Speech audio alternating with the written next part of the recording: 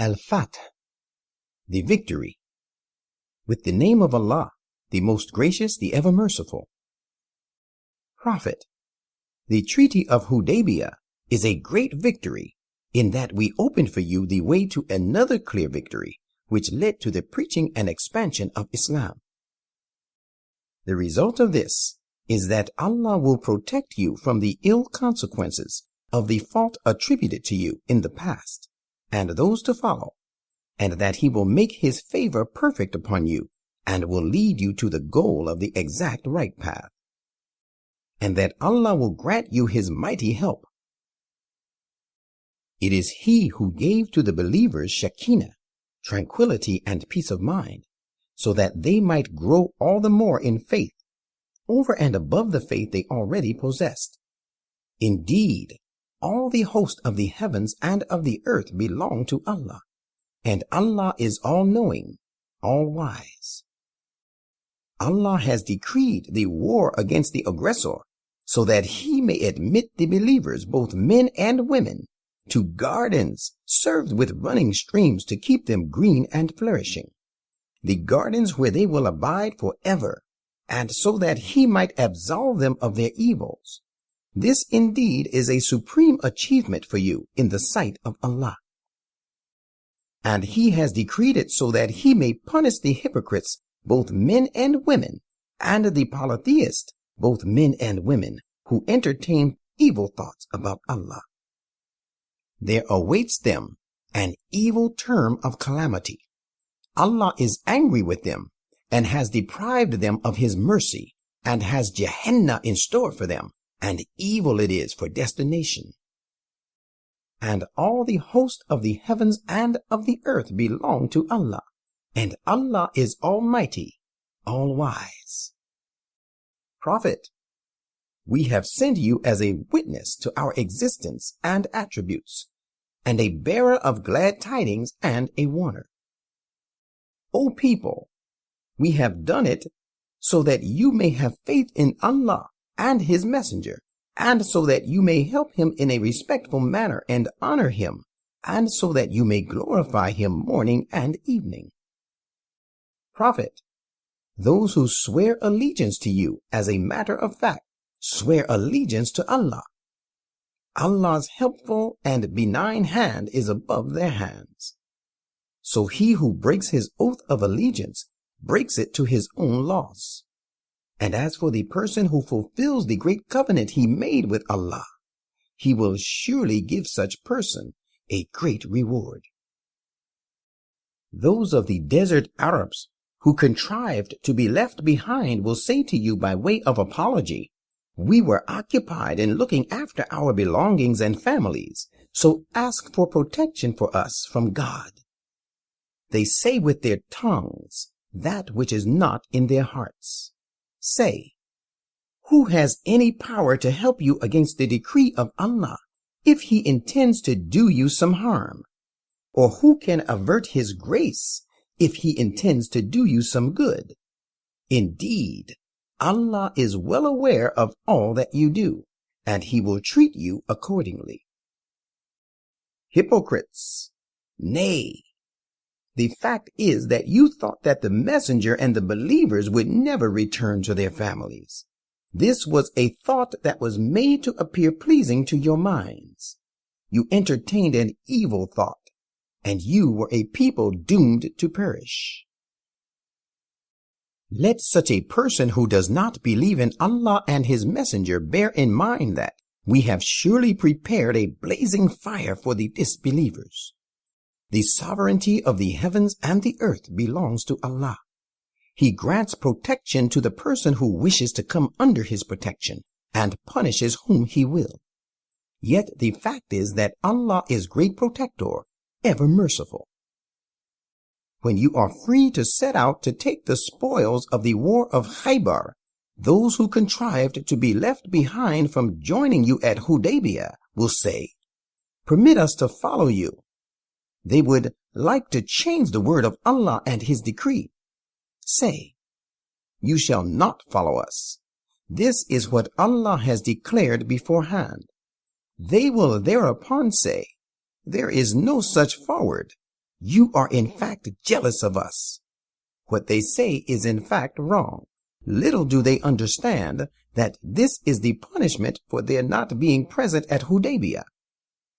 Prophet, say to those of the desert Arabs who contrived to be left behind, you shall soon be called upon to take up arms against the people, the Byzantine and the Persians, who are fighters of mighty valor. Then you shall fight until they submit.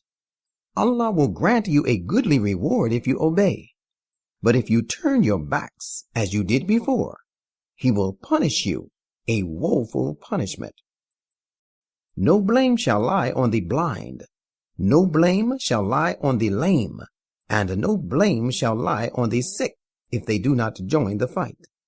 Yet he that obeys Allah and His Messenger, He will make him enter gardens served with running streams to keep them green and flourishing. But he that turns his back, He will inflict upon him a woeful punishment. Prophet, Allah was well pleased with the 1,400 believers when they swore allegiance to you under the acacia tree at Hudaybiyah. He revealed the high standard of faith that they had in their hearts and sent down Shekinah, peace and tranquility upon them, and He rewarded them with an early victory at Khaybar. And a great many gains await them that they will take. Allah is Almighty, All-Wise. Muslims, Allah has promised you many gains that you will take, and He has given you this victory at Khaybar in advance. And as a result of the Treaty of Hudaybiyah, He restrained the hands of the people from committing aggression against you, that it may serve the believers as a sign, and that He may lead you on the straight and right path leading to the goal. There are, in addition to this, other victories which you have not been able to achieve. Yet Allah has surely encompassed them, and Allah has every power over every desired thing. And if those who disbelieved had fought you at Hudaybiyah, they would have certainly turned their backs, and then would find neither a protecting friend nor helper. Allah has explained to you His want, which has been in practice since the very past. You will find no change at all in Allah's want. It is He who restrained their hands from you, and your hands from them in the valley of Mecca, on the occasion of the Treaty of Hudaybiyah, after He had given you victory over them. Allah observes all that you do. These, your Meccan enemies, were the people who disbelieved and prevented you from the holy mosque, while even the sacrificial animals were stopped from reaching their destination. Had not there been at Mecca some believing men and believing women, as were unknown to you, and had there been no danger that in case of war you might have trodden them down, and thus you might have incurred some harm unknowingly on their account, we would have allowed you to invade Mecca, but we did not allow this, so that Allah might show His mercy to him who wishes to be shown mercy. Had these believers living in Mecca left from there and had been separated from them, we would have surely punished those of them, the Meccans, who disbelieved, with a woeful punishment.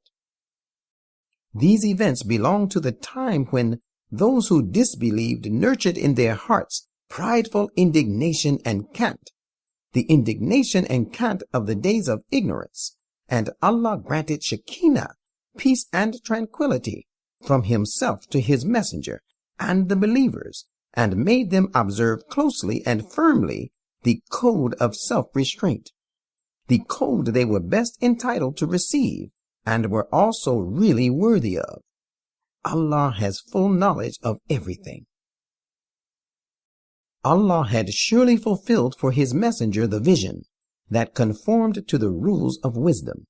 My faithful companions, you shall enter the holy mosque if Allah will, safe and secure, some of you with your heads shaved, and others with their hair only cut short, as is a prescribed right for a pilgrim. You will have nothing to fear. As for the time involved in its fulfillment, He knows what you do not know. He has, in fact, ordained for you a victory near hand at Khaybar to be gained before the fulfillment of that vision. It is He who has sent His messenger with guidance and true faith so that He may help it prevail over all other faiths. Indeed, Allah is sufficient to bear witness to the truth of Islam. Muhammad is the messenger of Allah, and those who are with him are also firm and strict against the disbelievers to accept their influence, but soft-hearted and compassionate towards one another. Reader, you will find them kneeling and prostrating themselves in prayer. They seek grace from Allah and His good pleasure. Their distinctive indication is apparent on their faces from the illuminous traces of their prostration. Such is the description of these attributes of theirs in the Torah, and their description in the Evangel is that they will be like a seed produce that sends forth its sprout, then makes it strong. It then becomes stout and stands firm on its stem, giving delight to the sowers. Allah will, in a similar way, raise the believers from strength to strength, with the result that He may make the disbelievers suffer an impotent rage because of them. Allah has promised His protection and a great reward to those who believe and do deeds of righteousness.